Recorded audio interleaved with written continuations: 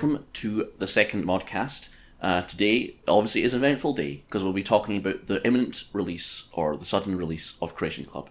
Joining me today, as always, is Kris Takahashi. Hello, Kris. Yo. And today, our special guest is Zaric Zhakaron, a YouTube channel of considerable fame and insight into the modding community. Hello, Zaric. Well, hello there. Considerable fame. Your ego. Damn. Yes.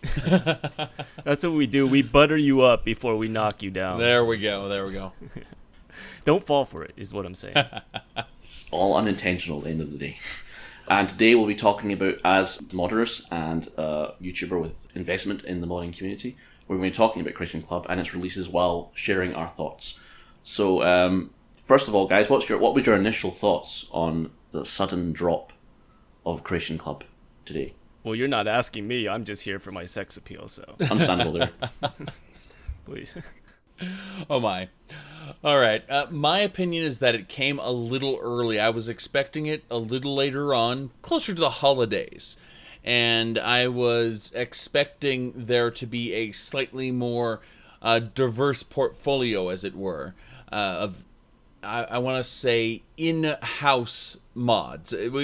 They aren't really mods, they're microtransactions. So I was expecting a more diverse line of microtransactions available to be purchased as gifts for kids asking for them. I want to ask Zaric, is the selection, I know the quantity isn't what you expected, but is the quality as far as just the selection types, is that kind of more or less what you expected when the Creation Club was first announced?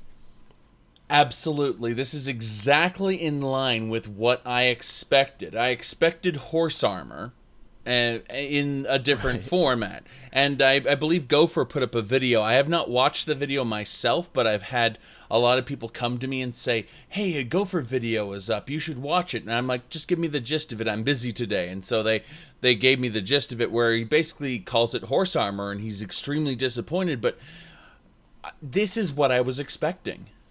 Do you think that's a smart move as far as what Bethesda was dealing with as far as the reaction to the original paid mods plan?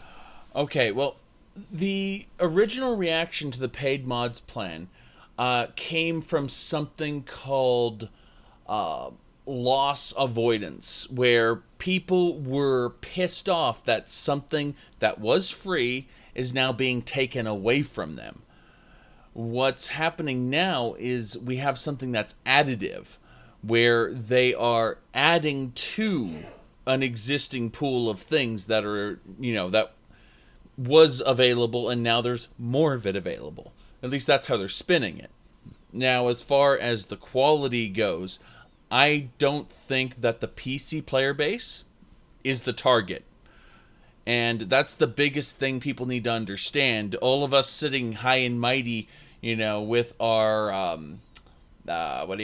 script extenders and E&Bs, we're not the target audience. Basically, PC Master Race.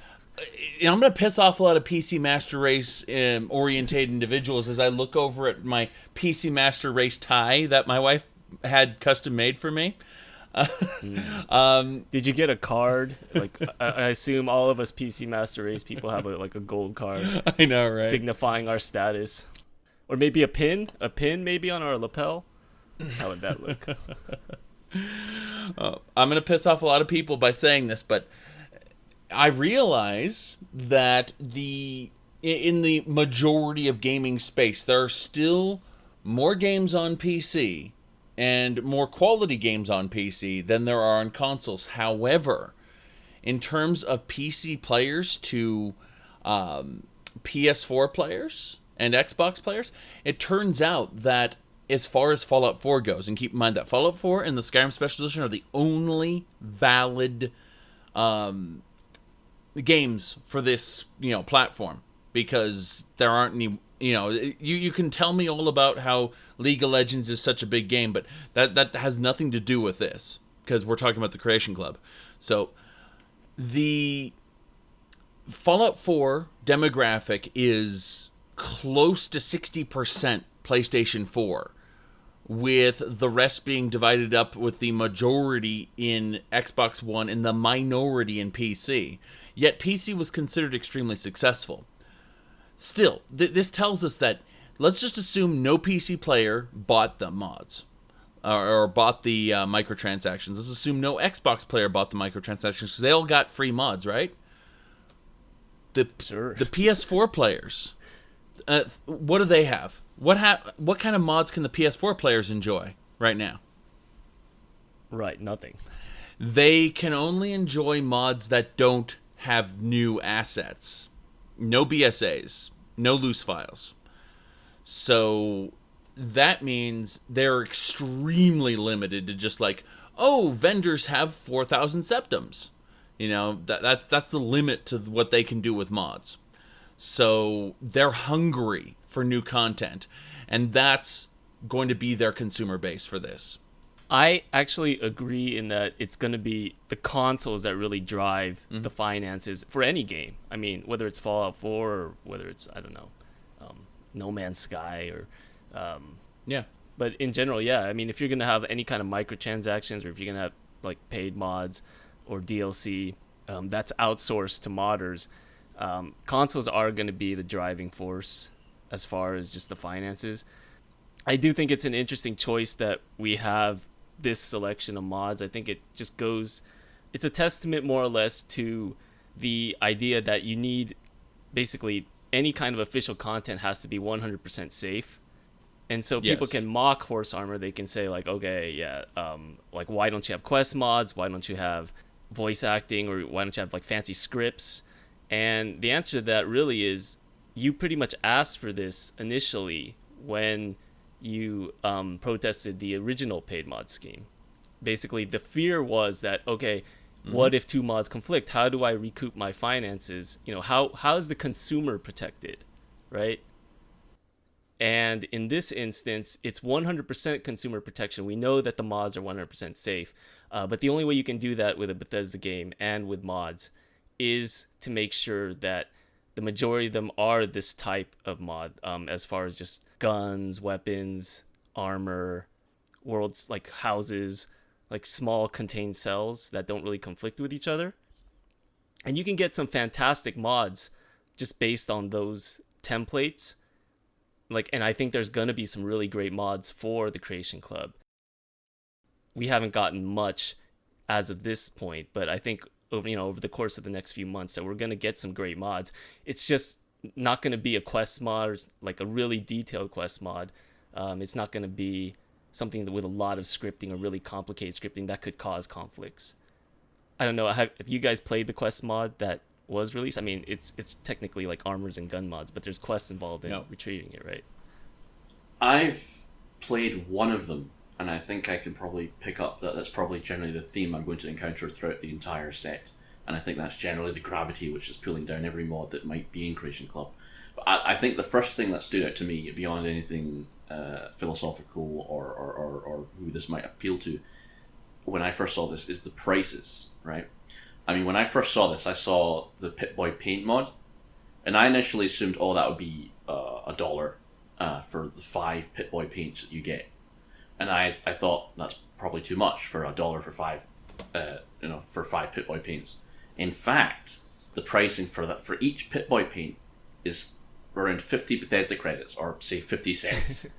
So if you change the color of your Pip-Boy each time, it will cost you 50 cents. And I think, while at the same time you've got captive audience, I think that's ridiculous. I mean, that's genuinely contempt for your consumer at that point. When you're selling, I mean, one of these Pip-Boy options is literally a tick on your material file. One of them is chrome. That's usually a graphical error on a mod rather than actual color. I mean, because like it just reacts to when it's shiny like that, like silver and shiny, and doesn't react to the world around it. That means there's an error in the texture file, and you get to pay 50 cents for the privilege of having that error. Feature, not a bug. Yes. So, I mean, while I think this wasn't a particularly fantastic launch, I think the prices make it a little bit worse. And I played one of the more expensive mods, the Hellfire Power Armor mod. Coincidentally, I've done my own mod, Hellfire Power Armor, based on the Fallout 3 Power Armor from Broken Steel. It's about $5. Wait a second. Are you the guy who was in my my live stream chat telling me I had to download that? I was once by my. Yeah, that was you. And then I found a rebalance for it, and you said it was perfect the way it is. Don't rebalance it. Pretty much, that's usually my Yes, position. your name. I'm actually reading your name now, and it's coming back to me. Wow. Oh, that is delicious. Okay. Sudden reunions, folks, only in this podcast. Yes, indeed. Yeah, I hope you don't pull up my browser history because that's a little bit embarrassing. Oh my. A lot of porn sites in that. Right. Okay, so here's the thing. Pricing is what the market will bear at the end of the day. Seriously, it is...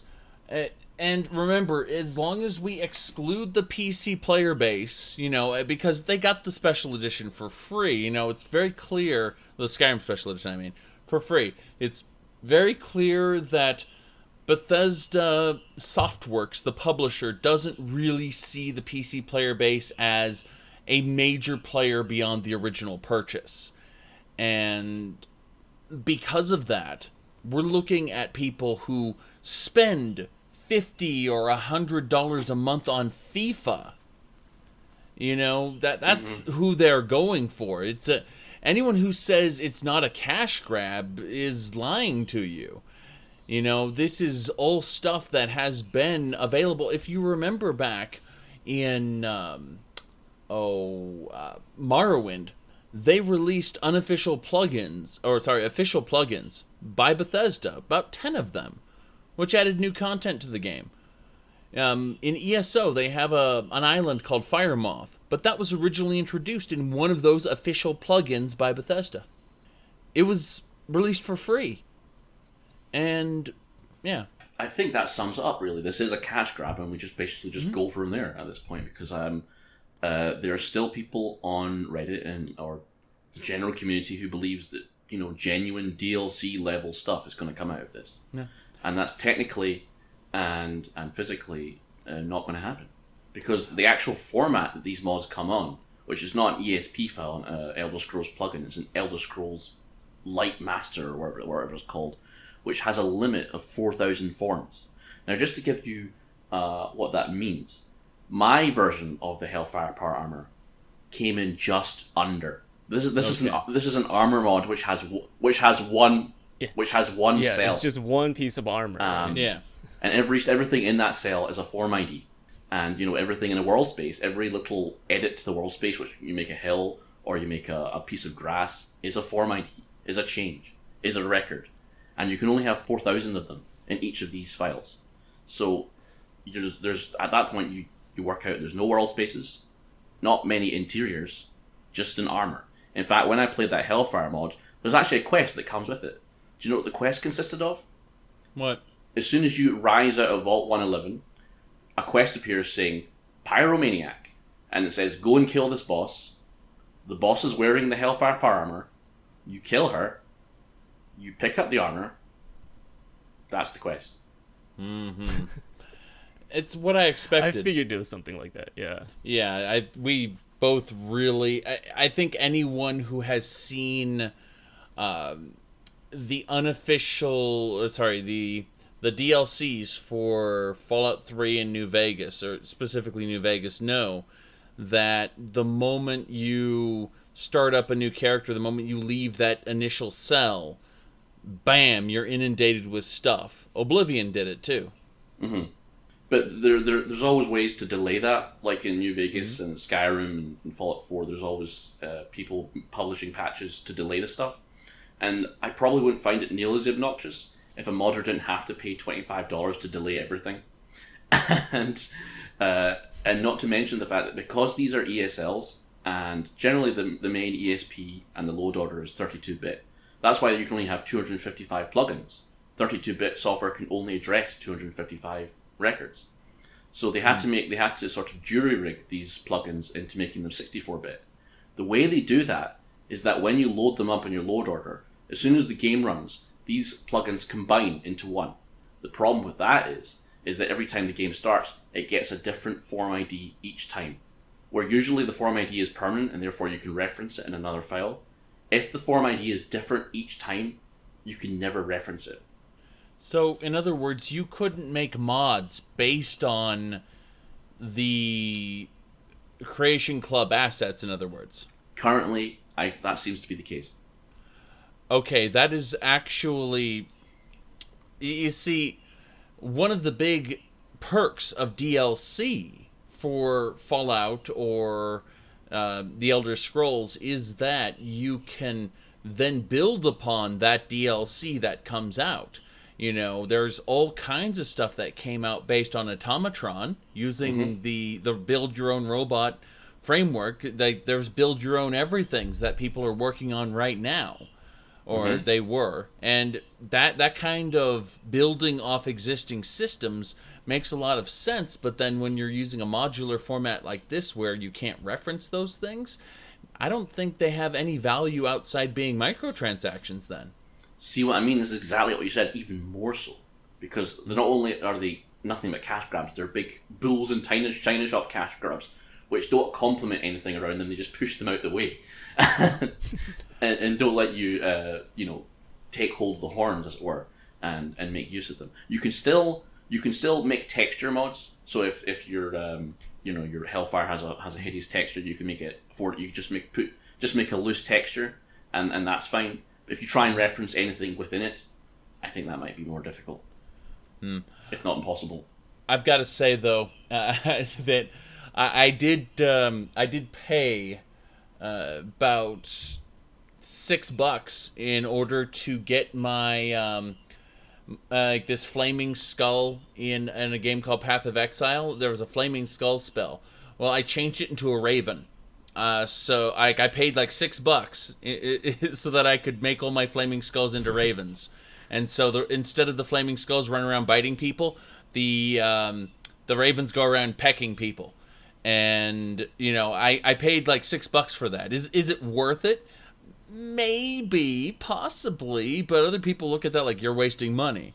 So I think that depending on the context, it might appear worth it for some people, to do those microtransactions, especially if they are not savvy with modding, especially if, they're the type of person who they first try to install a mod and the entire thing explodes and crashes on them, Yeah. Right, like you were saying earlier, like the prices are set by what the market will bear. And to an extent, I'd agree in that these prices didn't just come out of nowhere. They probably researched what they feel would generate the most profit, depending on how much demand or supply and demand or whatever. And they probably figured that this is the best price for this particular mod. I mean, I don't know. I don't have access to their data, so I don't know what went into that thought process. But it's not like they came out with these prices out of the blue and then they ended up being overpriced. This is probably what their data is suggesting they do. Haggling. Here's the thing.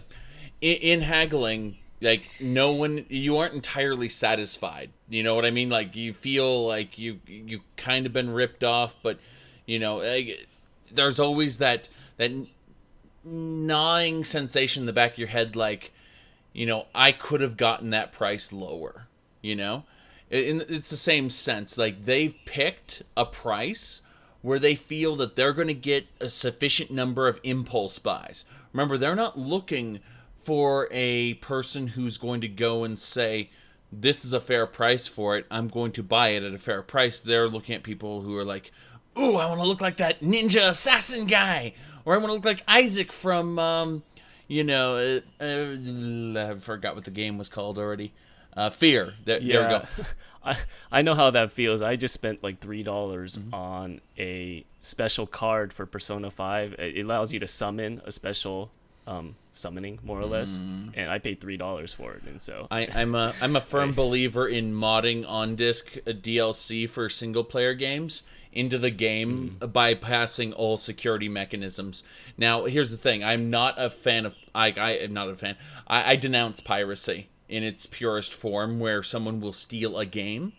but I have this weird tick, and it may go against intellectual property laws. However, when I see something that's currently on the disc that I own, that you're telling me I can't access, I say no, and I find a way to access that thing that is on the disc that I did buy. Well, that's the interesting thing, because when this patch was downloaded to Fallout 4, all the BA2s were downloaded with it, so all the art for the files. So not only is this is not paid mods, this is so DLC, is that they download the stuff into your game, and you have to pay to access it. Yes. So literally, a wily person could make an ESP to reference all this stuff, and they can have it for free. End of story. You know, that I understand there's a moral and legal dilemma with that. And I would not denounce someone for turning on files that the company had delivered to you already. I'm currently raising a tiny little glass, and I am throwing I'm it back. contacting the FBI right now. Well, possibly. But I think Pete Hines, if he was listening to this, he would just go, yeah, what are the PS4 sales? I don't care what you think, you know. No. Like, I don't want you to trivialize that thought, because that thought is actually the closest thing to reality. Probably, right there. Yeah. And that's where Gopher was, according to what people told me, said Bethesda has learned nothing from the paid mods. No. Bethesda learned what they wanted to learn. They learned hands off, don't care what other people think. And Bethesda Game Studios, the people who were kind of hands-on with the earlier stuff, they're out of the picture now. This is all Bethesda Softworks, the publisher, licensing, content and monetizing content. This is the same caliber of microtransactions we see in Elder Scrolls Online for their Crown Store. Got a video up of the Crown Store where I actually take the lady from Oblivion who goes, I do believe I've been taken advantage of, and then I open 40 Crown crates because I can. But I don't think so. I do think that there's someone from Bethesda Game Studios, because I've looked at the files, but I do think it's someone that's been forced to come in after work. Actually, they have a support studio in Montreal which handles small-time things like this. I know, but you'll be surprised how very few people in the BGS actually understand what the creation kit actually does. Because when they were troubleshooting my files, they thought I had a material issue, but in reality I didn't have a material issue. It's because of the way they set up the keywords. So it does feel like that they've come to, I feel like some guy in Maryland has come in after 6 and has sort of been, reluctantly putting this all these things together. But it's possible. Yeah. But I do think I do think you're right in the sense, I do think even PC players and Xbox players will love this. And I think ultimately Bethesda can exploit this forever. But unfortunately, but the problem is I think their overhead's just too small, because Bethesda Game Studios just don't have that high of an overhead. And funnily enough, a lot of people don't seem to understand the creation kit. So there's only seems to be a certain level of what they can exploit this to. So that seems to be my observations. Okay, so a lot of the difficulty in getting information about the Creation Club comes down to NDAs, or non-disclosure agreements. Everyone who's been signed on to the Creation Club thus far has a non-disclosure agreement as a part of their contract, let's just say. And they're not even allowed to tell you that much. So it was pulling teeth to find out that much. So as a result, I can't give you any names or anything like that, because, then people get fired. And when people get fired, nobody tells me anything ever again. So protect your sources. Yes, protect your sources, exactly. But yeah, the basic idea is, there is no profit sharing model for this. Most of the amount of stuff that gets created for the Creation Kit, Creation Club rather, is created by Bethesda Softworks people internally, or game studios, what have you. They're produced internally. They're not contracted out. So most of this stuff was made tested, developed, and so on by Bethesda itself. And if not a single modder signed on to the Creation Club, they would still be able to push forward with a nominal amount of content, which is the way this was designed. Like, people think, or they wanted to, you know, like shout, like, this is the big break for modders. This is the, you know, the disparity where YouTubers were able to make videos that were monetized, but we can't make, you know, stuff mods that are monetized. Like, this will wipe it clean. That's what they wanted to believe, and it's absolutely wrong, because in reality, the modders are not necessary to make this work. The PC players are not necessary to make this work. All that's necessary is for Bethesda to continue to produce a nominal amount in-house, and they can, as you said, sustain this infinitely. And then the console users need, you know, the ones who feel like they're starved for new content. They see this new content, they want it, and so they buy it. It's a perfect system where our anger as a community means nothing. They've learned by cutting out all the people who would have gotten angry in the past. They aren't part of the equation anymore. I agree, because they cut out Steam. Remember, Steam, you know, put up their moral high ground, and Bethesda just went, okay, we'll just go around you, and I suppose the next people, they'll just go around. But I mean, I actually was looking forward to Creation Club, because I thought, what would a mod that's been thoroughly tested and balanced by Bethesda look like? Like, because we mod our games, and when we plan out mods in Skyrim and Fallout 4, there's always a sneaking suspicion: have I made myself overpowered? Have I given myself an advantage which allows me to beat the game much easier than I would have had? You know, am I ruining this experience for myself? So that's why I was interested in Creation Clubs, because I thought Bethesda Game Studios' own people would measure out, and therefore I would happy to pay a few extra dollars to have some genuine extra stuff in my game. But as me and Kris, we veer towards putting narratives in our mods and stuff like that. Some of this stuff, like, while you have the narrative complexities of the Chinese stealth armor and Hellfire, where you seem to just beat a boss and collect the armor, some of the other stuff is like deposits in your inventory or other stuff like that. You know, it's you said there was a physical limit. Was it the number of records in the mod? Yeah, I mean, there's 4,000 forms, and I thought, like, that would be, that's quite a lot, but... Like, how do I look that up for Tales? I looked up Tales. Okay. Tales is about 80,000 forms. Okay. But that divides itself into, like, 160, so yeah, it's not happening. Yeah. It's interesting because I don't know if you heard about this, Zaric. I think you might have referred to it in one of your videos, or is the fact that we won't be getting voices, and that isn't a limit technically. Well, it kind of is, because you can't have more than 500 voice files, but you still can't have any voices at all, because they are insistent that it be translated into 12 languages. Oh, there we go. That is, I mean, if they... I'm trying to think about this, because I'm almost certain they're going to do a large-scale project eventually. I'm almost certain we're going to see another Far Harbor or another, you know, one of these mods on a smaller scale. But I think it's going to come much later, as in, like, when interest for the Creation Club starts to taper off, they're going to give the one big explosion, and not of a bunch of big things, but one big thing and then a bunch of little things to rekindle interest.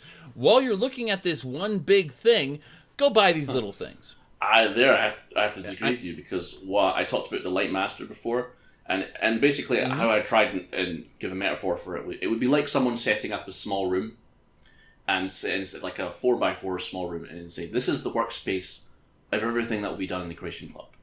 And while other people will be thinking, wow, finally I can have that finance and overhead for that large mod that only comes once in a blue moon because there's no finance available. Unfortunately, there's only the small room. And that room has been made small by the voice thing I talked about and the technical thing I talked about. and unfortunately we get. I mean, sometimes you get the things like the Hellfire, which is probably just, for $4 or $5. Okay, but like Pit Boys for 50 cents, no. So I while people keep insisting that there'll be something big coming, I really think the direction is somewhere else. Is towards the small. I think the direction's toward the small as well, but keep this in mind. They have the potential to break their own rules or to create exemptions to their own rules. That's true. To create an alternate standard. And I think that they are no stranger to this. I don't think that if the money's there and it's in their walled garden, because I think this is very important to them, that it's in their walled garden, provided all things are equal, I think that we will see one big thing, but it won't be under the same standard. And this is where we really need to get into the mod community's expectations, what they set earlier. I haven't directly gotten into arguments with Arthmore, but let's put it like this, he has denounced me on several occasions as someone who's trying to erode mod makers' rights and things like that, because I tried to explain the way things are as opposed to the way he wanted them to be. Right. And, that he's created a narrative and he's really stuck to it where he wants modding to be able to become that profession. And I would want modding to be able to become that profession because I would only benefit from that. And so, but the problem is like these people, they, Arthmore and various others have stated before the Creation Club went live that this is going to be the big chance to get, modders, to be able to have a renaissance of creativity and all of this stuff.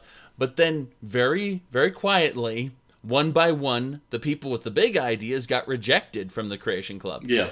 And the people who were willing to just do small things like Eleonora, she makes house mods, she got into the Creation Club.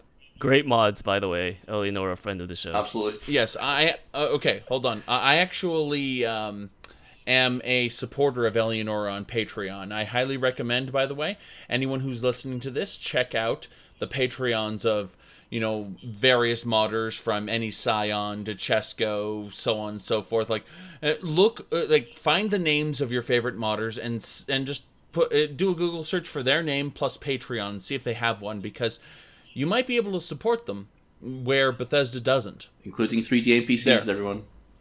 3D NPCs, okay. Yeah, I'm just going to be plugging my shit all at the end. Don't worry. Yeah. But I'm just saying, generically speaking, you can support your favorite mod authors. Absolutely. I used to be in sales. I can sell that all day long. But aside from that, however, the expectation of the modding community was that this was going to be a big, great thing. And then they ended up getting rejected one by one. The person who created Apocalypse, Ordinator... It's N.I. Scion, isn't it? N.A. Scion, yeah. He got rejected from the Creation Club as well. Because his ideas, again, the type of mods he made were not compatible with what they wanted to create, these small, tiny microtransactions. Trainwiz accepted to the Creation Club because he can make something that is a very quick and easy grab. Yes, he's done cool things like Maxwell's World and Wheels of Lull, but he doesn't have to. He could have taken any aspect of Wheels of Lull and broken that off as a microtransaction if he wanted to. Like, he has the capacity to do what Bethesda wanted, and he has the pedigree, the portfolio to show it. And those are the people who got hired on, it isn't a renaissance of creativity like people want it to be. It is a contract, a work-for-hire contract with Bethesda. And again, there's a non-disclosure agreement attached to that. But what I can tell you is that when you're working for them, anything you make belongs to them. It is not your mod. It is not your intellectual property. There's a reason why they gave intellectual property rights to modders. It's so that they wouldn't be responsible for them. But in this case, they are taking responsibility for anything the Creation Club people make. And that means it belongs to them. They pay the Creation Club people in milestones. They pay them initially. They pay them when the alpha, the beta, and the full release are done. So they're getting paid just like a contracted worker. And as a result, they're... With no royalties. No royalties. That's what you're saying. No royalties. There is no profit sharing here. And that's important to know. Bethesda gets 100% of it. Well, see, that's a big difference from the original scheme where they were getting 25%. And even people back then were saying, oh, that's too little. But now they're not even getting a share, right? That's right. That's what you're saying. I've heard the contractual payments aren't exactly anything to scoff at either. Yeah, I was going to say I'm told that the contractual payments are kind of impressive, but I wasn't given exact numbers because they were strictly forbidden from doing so. It's part of the non-disclosure agreement, but it's also like professional courtesy on top of that. Like, you do not reveal that information directly. Right. Like that, those are financial details. Just drive by in a Bentley. I can't say anything. Yeah, that's true. It may be that the lump sum or the contractual payment is better than getting royalties. We don't know. It just depends on the amount. Yeah, it really depends on how much is sold, but I can tell you right now, let's just assume that you're getting paid $5,000 and that they're making, because remember, every 50-cent skin that you sell, they have to buy at least $1 worth of Bethesda bucks. You know, and the reason that they have to buy at least $1 worth of Bethesda bucks is because of the way credit card transactions work. A credit card company will charge up to 20 cents for every transaction done. And so, like, if you try to make a transaction for 20 cents and the credit card company takes 20 cents, then you've paid and you've got nothing for what they paid, you know? So that's why the premium currencies exist in mobile games. That's why Bethesda bucks are a thing. It's because of how credit card companies work. Oh, I wasn't entirely clear on that. Thanks for explaining that. So I think you've really illustrated why, you know, bigger modders that with bigger ideas and bigger projects sort of get pushed by the wayside, and people who can do small get embraced and learn how to behave, as it were. So that definitely sort of is another point to illustrate to anyone who's listening how a big project might be further on. But it's, as you said, they can change the rules at any time. So if they they have a lot of people working for them, I mean, you know, while a light master only has a certain amount of references, a master file has infinite, despite being part of the vaunted limited load order. So, I mean, you can always have those experienced, professional Creation Club, employees or contractors to make something big in the future, as you said. So that's something to consider. I wouldn't ban it, but I would try and put a positive suggestion. Yeah, I would say that, like, based on what happened with the previous paid mod iteration, that this time everything is being played safe. Whether it comes to bugs, conflicts, just the type of mods that have been released. I mean, they just really want to play it really, really safe, and it's possible that they may open things up in the future. But right now, they just kind of want to avoid that shitstorm that happened last time. It has to be curated, otherwise. And here's something. I know people at Valve, and they were opening themselves up to massive legal liabilities that the lawyers weren't entirely understanding of when they initially conceived of this.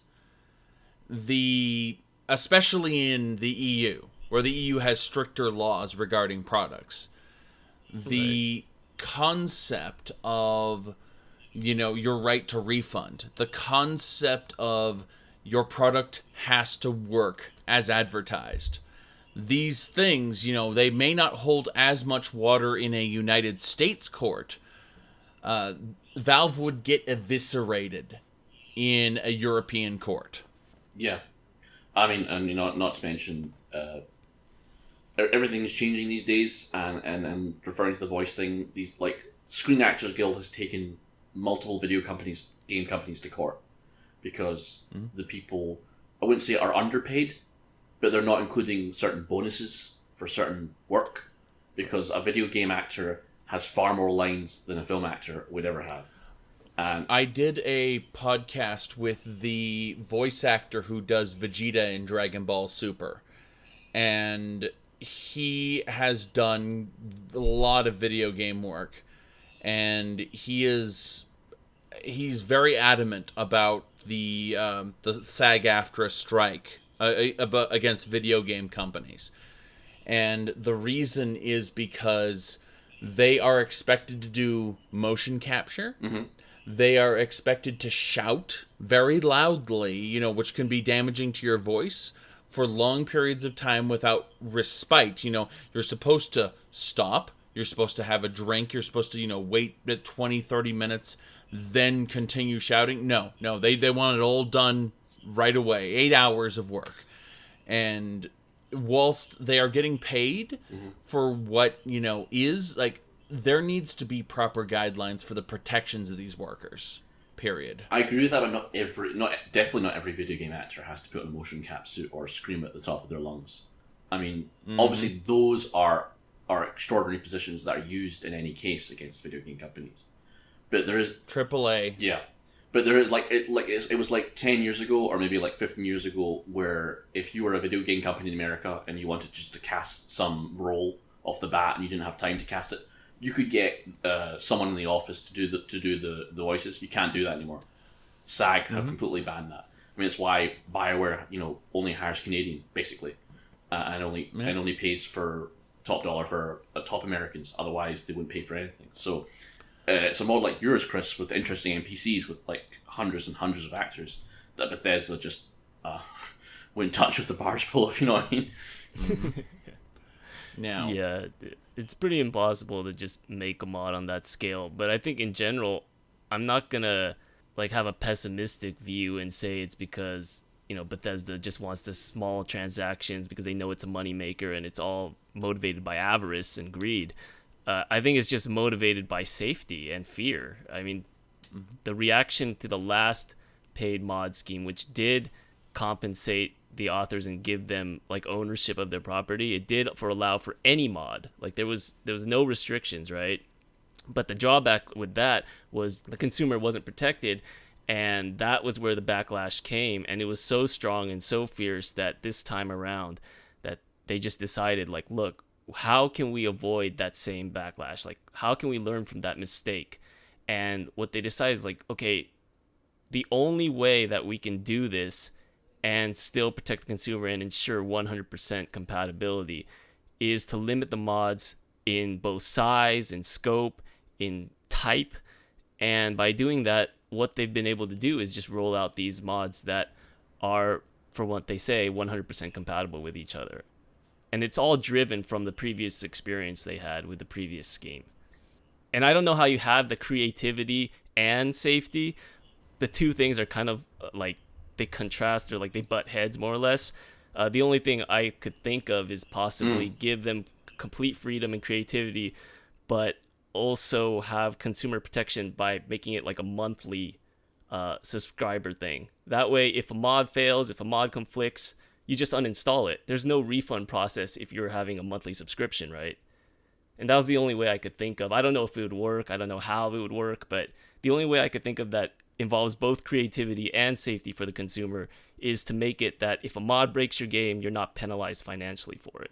It's the Netflix model, more or less.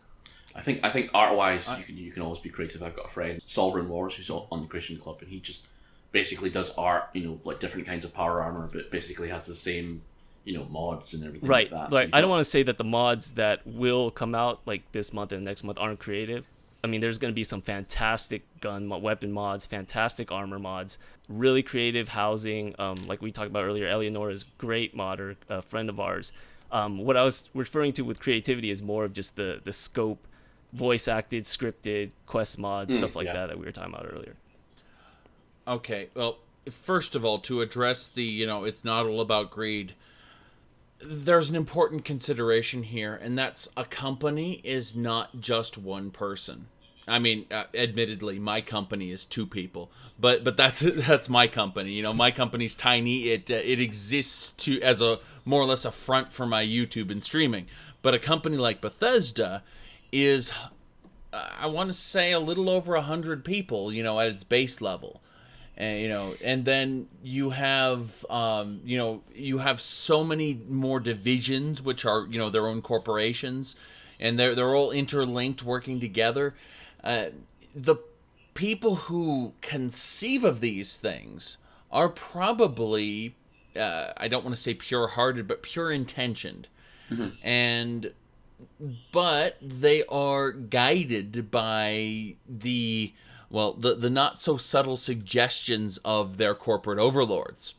And so you may have a great idea. The modders, they have it so hard they can't take donations because of intellectual property rights, because of trademark infringement. We can't let them make money off our trademarks.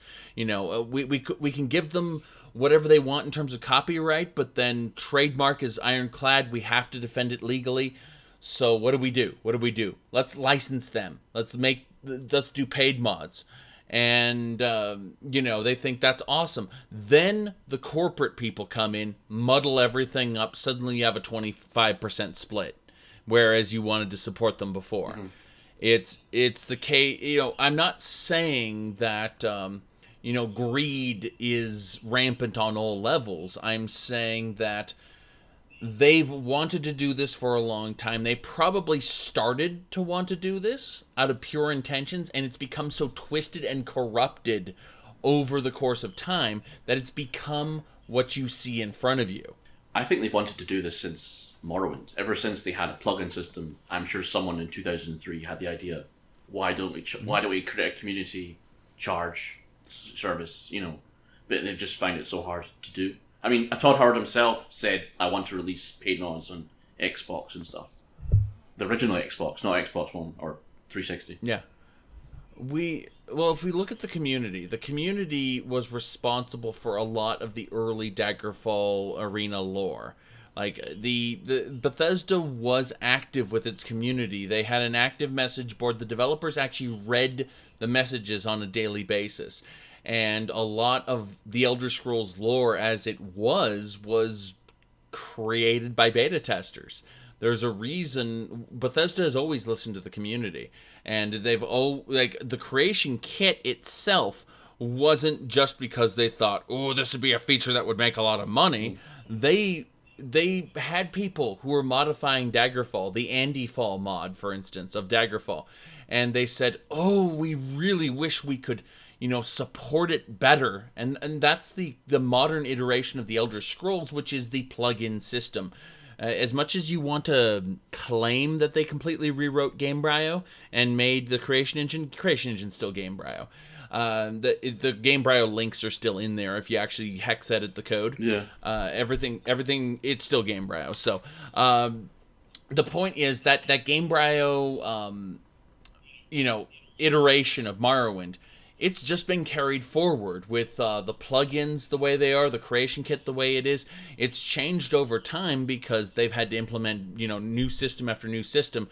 Now we have Papyrus governing everything, which, I'm like, are you sure you want to have that virtual machine? And they don't take my input. I'm not a game designer. So my point here is that they have had this pure intention of supporting the community from the beginning. Everyone was like, oh, they're just a money-grubbing behemoth now. Those people don't understand that you have a very, very talented and creative group within Bethesda Game Studios that is beholden to, and their ideas are subject to change based on the whims of their publishing division, Bethesda Softworks. And the Creation Club is more of the same. That's interesting because while you mentioned there's a corporate intervention, as you were, I think because it came out tonight and it came out at a really bad time because everyone is just piling on, and while it probably won't do too much damage, it did come on a bad time. And I think while there's been a corporate mandate handed down, I think they're not handing any resources down. So there's no publicists. There's no. There might be like a few for like the E3 and stuff like that. There's no publicists. There's no corporate management offering their expertise to try and sell this. And it's just, I think it's literally like 3 or 4 people saying, "We go now," or not. We turn it on. I can tell you why too. It's because the faith in the project was undermined by what happened on Steam. The reason they announced mods on the consoles originally was because they were going to sell them. And that's why modding was delayed after the paid mod, because the paid mod system for Skyrim was their trial run. Everyone who has told me about, what was going on internally at the time has told me that the paid mod system for Skyrim, it wasn't for the sake of Skyrim. Skyrim's an old game. Relatively speaking, it's small peanuts now. What they wanted was to test the waters for Fallout 4. And when it failed its test, when they realized that there was going to be this colossal backlash, when they realized that there was going to be legal issues, they pulled back on the Fallout 4 modding, and that's why it took how many months after Fallout 4 came out for them to officially bring in mod support? 4 months? 4 or 5 months. It was something ridiculous, like 5 months. Yeah. Whereas previous games either shipped with the creation kit or had the creation kit out within, I think, was it 3 months for Skyrim? Well, Skyrim's came out in February. Yeah. I think Fallout's came out in about May, late April or May. I'm not sure the exact date, but I remember expecting the creation kit, the GEC or whatever you want to call it, to come out in February, just like Skyrim. But it didn't come out until like a couple months later. Yeah, I understand. Well, the creation kit is still in beta. It's still in beta. It's not released yet. I think beta has become a interesting term as well, because if we were going by old software development standards, considering how much the creation kit crashes, it shouldn't have been released at all for Skyrim, and it should never be released for Fallout 4. Just saying. Oh, Fallout 4 runs fine. It's because the old creation kit was a 32-bit software running in 64-bit, Windows. Yeah, so that's why it crashed all the time, because you kept trying it. But with the Fallout 4 one, it runs. Chris, you'd say it runs okay, I guess. Yeah, it takes a lot of memory. Yeah. I mean, like if you go to an open world space, it's gonna like hang up for like a long time. But like after I up my memory from like 4 gigs to 8 gigs, it works fine. Oh my! I haven't had less than 16 in a while, and I'm just a player of the game. I'm thinking, if you're doing development, you need like double what the players have. It depends on what you're doing. Like my mods are really simple, so at heart. So it's just the fact that opening the world space itself was difficult. But yeah, I'm assuming if you have a regular computer. Yeah, I think if you had like 64 gigs, you wouldn't be able to open Boston in the middle of Boston. Okay, so how would you apply your talents to something like the Creation Club? Like what you've learned? Here's the problem. When Bethesda employees were to look at, say, the interesting NPCs, they look at something that's 3.1 gigabytes, disqualified. Something that has, that ridiculous number of forms, disqualified. So on and so forth. But if you were to make something, like based on the restrictions he has given you here, would you be able to adapt your talents to making uninteresting NPC or a Fallout-esque thing that would fit within the Creation Club? Could you do it? No, because my skills aren't technical skills. Like I don't do like fancy magic or Michael Bay like special effects. It's all in the story and in the interaction with characters. The only thing I could do if they gave me those limitations is use terminals and books and things like that. Yeah. That wouldn't take up a lot of size, that you could still tell stories and still have characters, but there wouldn't be any of that like player interaction because you don't have a player voice, first of all. That's another thing. I don't know if we mentioned that, but Courtney and Brian, like the voice actors who voice the player, they're done. Like they're not contracted to do any more work.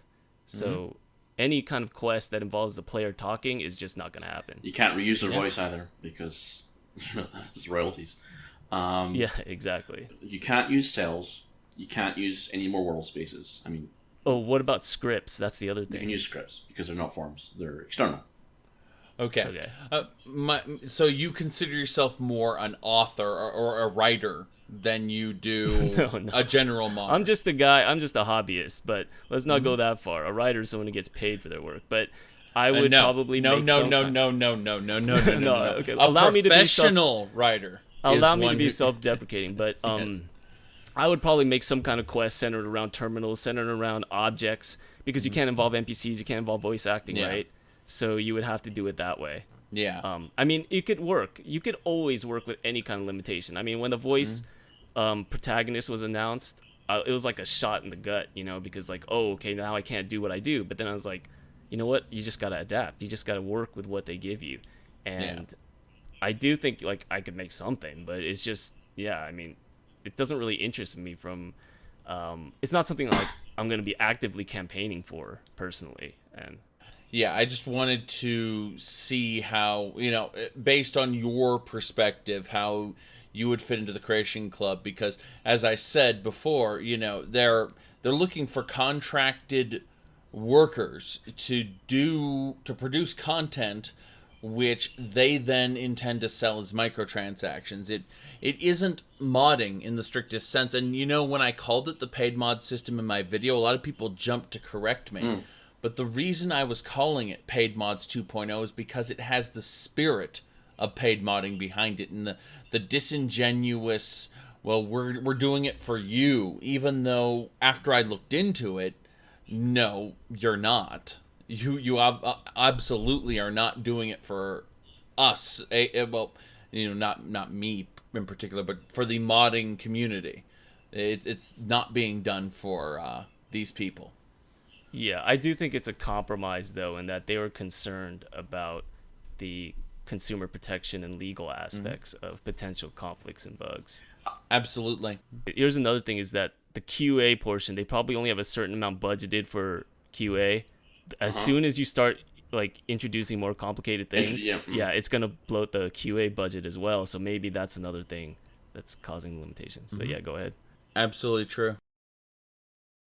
I think, just to answer your earlier questions, Zaric, I think there's a way to get around the limits we talked about earlier, but not be as cynical as what I believe the first set of mods we have. And while you can't do too many cells, probably you can only do one medium-sized cell dungeon. You can't do any world spaces or anything like that. I believe you can do notes and things like that, and you can do scripts. And here's the interesting thing. Flash games are external to the plugin. Yes.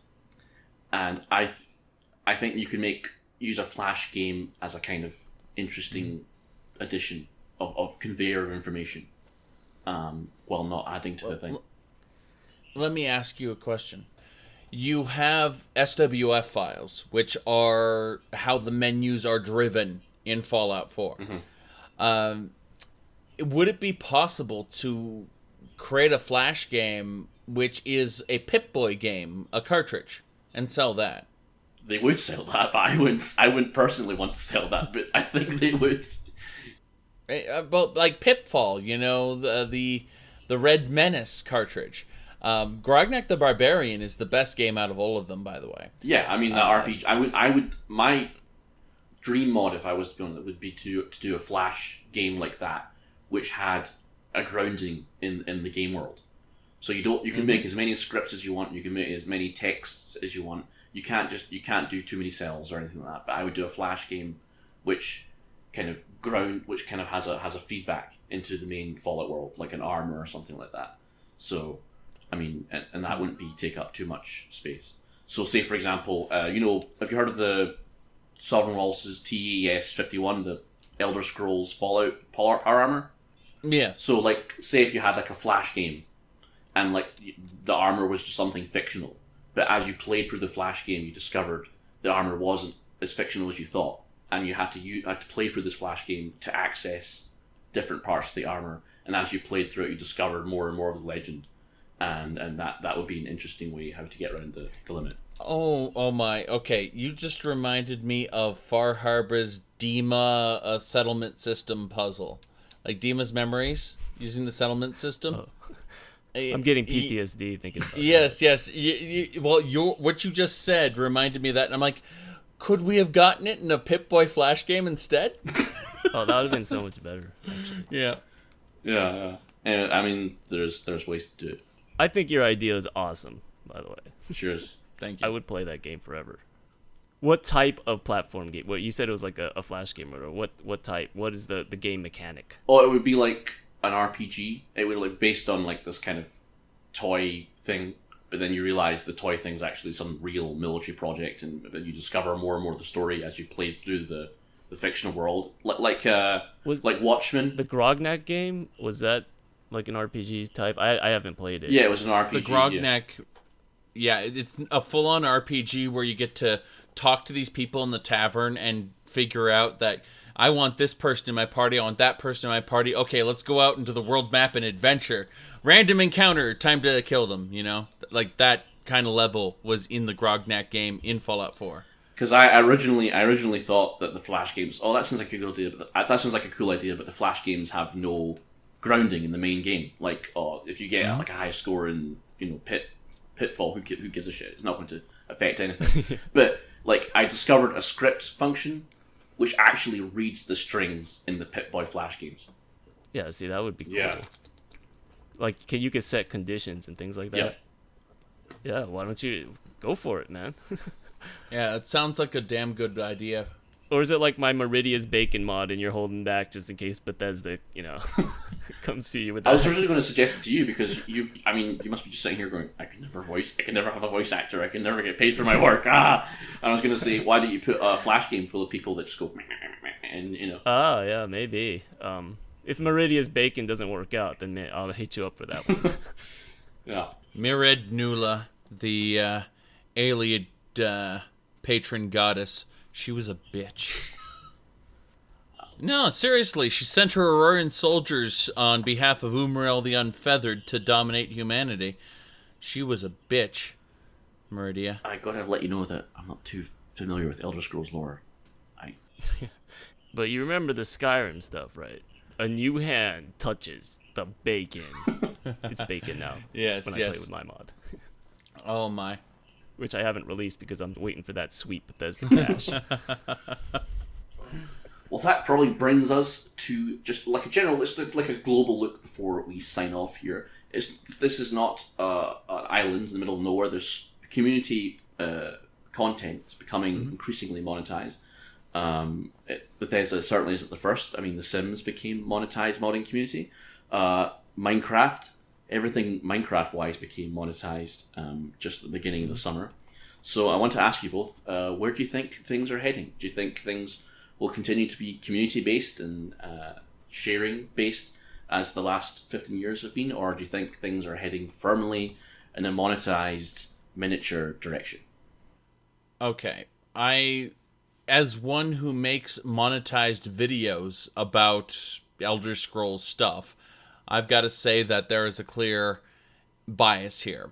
And however, despite that, I think that there is a large community of hobbyists here who are not, like me, in it for the money. No, if I were in it for the money, I'd probably be doing something else, more like drama videos. Oh, wait, I do those already. Hey, quiet, everybody. All right, seriously. I think that the community has been doing things on its own behalf for a long time. And I think it will continue to do things on its own behalf, without overall monetization. And proof of that is the flight simulator community. I had a talk with Lord Baldur, who's into flight simulators. There are about $700 worth of flight simulator DLC on Steam, which were made by the community. Doesn't matter, though, because in the end, there are still free planes you can download. Like, the community is still strong and still makes free stuff because there are people who are not concerned with making money. and realized that even if they quote unquote sold out, and sold their flight simulator creations, that there wouldn't be enough people buying it to be worth it. At the end of the day, it is their passion project, their hobbies. And I'm the Elder Scrolls is honestly a fledgling community when it comes to monetized content in comparison to the Flight Simulator community, which has been at it for over a decade. I think it's going to be heading the same direction. We're going to see more monetized content, but it's not going to extinguish the free will, the goodwill that the community has built up. But Freudian slip there. I know, right? Hedging your bets, nice. I like that. Mm-hmm. Kris, your thoughts? I don't like predicting the future. I have no idea, to be honest. I didn't think Trump would be president, so... Yeah. I personally have no idea what's going to happen. We're unfortunately, while at the same time we were all opportunistic to get this out as quickly as possible, we are still a bit too close to the soldering iron, and unfortunately, it looks from here that it looks like a bit of a muck up. But on the other hand, I'm hearing reports that the console sales are already launching like a rocket ship, and all those PlayStation 4 users finally getting something which is actually a model. And how do you feel about because we didn't go over this earlier, but the Chinese stealth armor thing? Yes, we didn't cover that too. I have two mods. What if the sales of that go through the roof? Like, how is that going to make you feel? Okay, hold on a second, because here's the thing. People complain about the fact that these mods existed before, and that... Well, they said that they weren't going to you weren't allowed to create anything that was an existing mod. Mm-hmm. The fact that Bethesda owns the Chinese stealth armor trumps that. Yeah, I mean... The fact that everything that comes from a previous Fallout game, aka 3, is already Bethesda's to do with as they please. I mean, if they weren't, anything you make in the creation kit, you confer to Bethesda in the earlier versions, and in the later versions of the EULA, you confer to ZeniMax and its licensors an unlimited use license to use in part or in full anything from your mods. Yeah. I mean, that was the case. Keep that in mind. Case with the For Autumn Leaves mod and a few other mods that Bethesda thought to take inspiration from, shall we say. That's right. And but yes, I mean, I don't really... I mean, I think I got over seeing the Chinese stealth armor and the Hellfire like as soon as I saw them in the trailer. Like, because it's theirs Mm-hmm. It's theirs to do with. I kind of wished... my Chinese stealth armor is far more complicated than theirs, apparently. Their Chinese stealth armor is if you just crouch, you go invisible. Mine has a bunch of, I mean, you saw it, Kris, like a bunch of confusing crap. And our Hellfire seems to be more complicated as because it can't even fit in their file structure. Yeah, I mean, I think their stuff will sell more. I mean, I'm not just talking about their sales to donations. I think it will have more downloads. But that's that. I mean, people always say, people come to me and say, oh, well, if your mods are free and their mods are $4, then you win automatically, right? And I think, no, because it doesn't work that way. First of all, I'm hungry and poor. Yeah, I mean, first of all, they're gonna promote these, and second of all, they'll automatically there's a little unconscious little thing that says $4. That means it must be more valuable than the 3 stuff, and I just see that it's like that prestige thing. Yeah, but it's like brand name stuff. Yeah, like buying like a $500 purse or something like that. Yeah, I mean that's funny because I think the future, like the more stuff they port over and charge for it, like I mean literally that Gauss rifle is ported directly from, if you can see it, it's just down near the bottom. It looks like it's directly ported from Fallout New Vegas. I mean, it's like 100 triangles in a 3D model thing, but I still think like stuff like that will dissuade people from trying to replicate things, because I think the price itself gives it a prestige above anything that's free, and I think that's human nature. So, and I think it's difficult to predict what effect that has on things. We're also going to be running into the concept of someone going and saying, I can do that mod better, and them doing that mod better, and Bethesda going, or should I say ZeniMax lawyers going, giving them a big slap if it's on a personal site, or G-Staff going to the Nexus saying, hey, you can't do that, you better take that down. Yeah. I don't think that'll happen. I think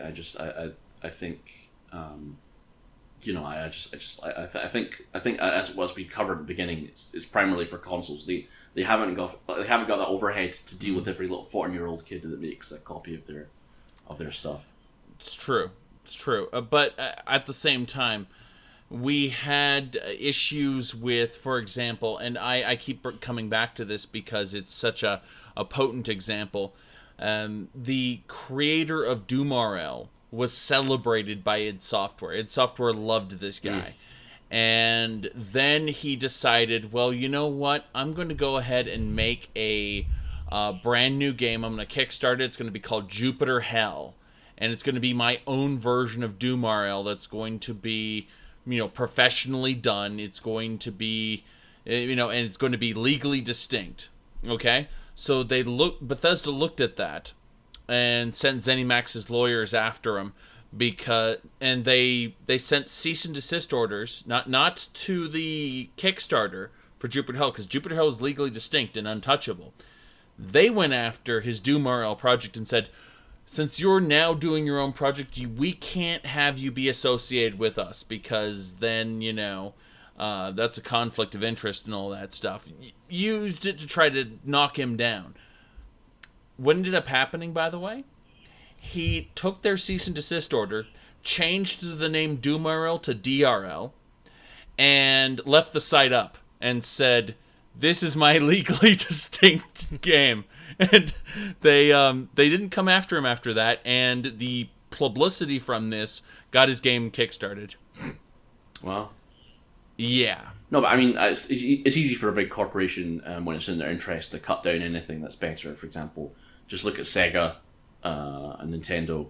Whenever someone makes a better Sonic game by sneezing into their tissue, and so Sonic Mania. Yes, they finally desisted and said, "Listen, we're not interested. Can you just do it?" Okay, so what the story behind that is pretty. The short version is, these guys had been making ROM hacks for years. Sega said, "Hey, make a mobile game out of your ROM hacks," and they did. And the mobile game was the best version out of all the Sonic games that had ever been made. So they said, "Okay, now make a professional game." And they're like, "Yes, yeah, yes, sir." And that's literally what happened. That's really funny. It's kind of what relates to what we're talking about, because while every 3D Sonic game feels like a pain to get through, because everyone who's made it was in pain when they were making it, Sonic Mania was done under love. No matter like all those late 3 AM hours coding, they still did it under love. And I can imagine. I've watched it. I haven't. It's not on PC yet, but I've seen it on YouTube. It feels like it's been made with love. It is. I've had the opportunity to try it, and I recommend it. Nice. As a classic Sonic game, it's like the people who made Sonic 2 and 3 got together and made a baby. Wow. But that's kind of like this, because I feel like, while I was talking before and you asked, listen, can you make a mod with all these limits? And I said yes, but it would have to be done effectively with a form of love. And you have to really be creative and find not only in what you actually make, but in how you fit it all in.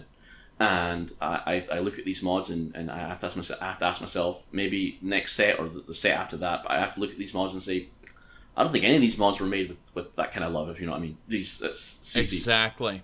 No. That's what I'm saying, though. That, like, there is a personal passion that goes into your work that makes it stand out. And it's why people respond to me despite the fact I am a cringy bastard. Yeah. It's because I stand here in front of the camera with passion, The reality is that these people, the modders, are probably only going to get 1 or 2 passes at professional contracted work with Bethesda before Bethesda, before it tapers off. If they can't make this their passion, if they can't be told, okay, now you're going to make a house in this location with this theme, and then if they can't make that their passion, to being told exactly what to do and how to do it, then they're not going to be with this for the long haul. I don't think it's as bad as that, but I do think if you offered your creative vision, and if it's still fitting within the limits more than twice, they would be like, you don't belong here. I mean, that might be extremely cynical, and I have not heard anything like that. I've not heard of someone leaving the Creation Club, but I that might be a possibility, as you're suggesting, where someone said. I'm told that as of a month ago, everyone was still on their personal project, and that no one has hit a major development milestone in order to say, okay, now here's the beta. They're all still on the alpha stage. Well, I think that's a good silver lining, because I mean, I can immediately identify it's not all mods are not done with love, because that's kind of unfair. I said that, because Fading Signal's backpack is right there, and I can tell that's probably done with a teeny bit more passion than the rest of them. Fading Signal, who does I don't know if he did the weather mods in Skyrim and things like that. Another friend of the show. He voiced the NPC for me with another quest that's going to come out this month. Wow. Plugging my mod again. Yes, but in Fallout 4 he's been doing lots of armor mods and stuff like that, and it looks like he's done a backpack. I can't be for sure because they take their names off, but I think the backpack is has a bit of love in it. So, I think that might be a silver lining in the future, and maybe a little hope for the users as we sign off. Thanks for joining us, Zachary. I have to hand this to Kris to try and cut down an hour and a half. Yeah, we'll cut it down. Cut it down. All right. So that's Modcast. Again, thanks, Zachary, and thanks, Kris. Yeah, thank you much. Y'all have a good one now. Awesome.